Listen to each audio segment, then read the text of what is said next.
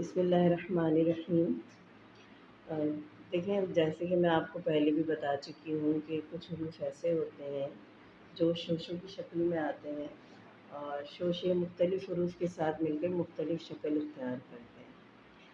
تو آج میں اس ویڈیو میں آپ کو بتاؤں گی کہ سواد یا زواد سے پہلے اگر شوشے لگتے ہیں، ایک شوشہ لگے گا تو کیا اس کی شکل ہوگی، اور ایک سے زیادہ شوشے لگیں گے تو اس کی کیا شکل ہوگی۔ تو سواد سے پہلے اگر ایک شوشہ ہو تو وہ اونچا ہوتا ہے، جیسے میں آپ کے سامنے لفظ لکھتی ہوں مریض۔ مریض میں یہ شوشے کی شکل میں آیا، اونچا آیا، اور یہ زواد بن گیا، یہ لفظ ہو گیا مریض۔ تو آپ یہ دیکھیں کہ یہ شوشہ اونچا آیا ہے۔ یا جیسے لفظ وسیع و عریض ہوتا ہے، وسیع و عریض، تو عین رے اور اس کے بعد یہ کا شوشہ اونچا ہو گیا اور یہ زواد کا شوشہ ہو گیا۔ یا جیسے لفظ بصر ہوتا ہے تو بے کا شوشہ یہ اونچا ہے اور یہ سواد ہے اور یہ رے آ گیا۔ تو ایک شوشہ اگر آتا ہے تو وہ اونچا ہوتا ہے، لیکن اگر دو شوشے آئیں گے تو ان کی کیا شکل ہوگی۔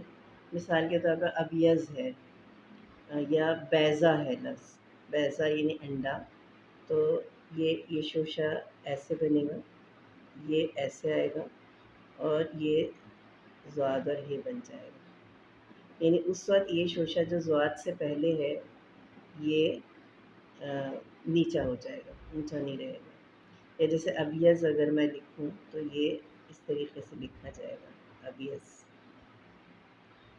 تو اس طرح یعنی کہ یہ شوشہ تھوڑا سا اونچا ہوگا، زیادہ نہیں، جیسے کہ یہاں پر یہ زیادہ اونچا ہے لیکن یہ زیادہ اونچا نہیں ہوگا، اور اس سے پہلے والا شوشہ جو ہے وہ نیچا آئے گا۔ تو یہ ہو گیا ابیض۔ کیا مثال کے طور پر اگر میں نبض لکھتی ہوں تو یہ نون، یہ بے اور یہ زاد آ گیا۔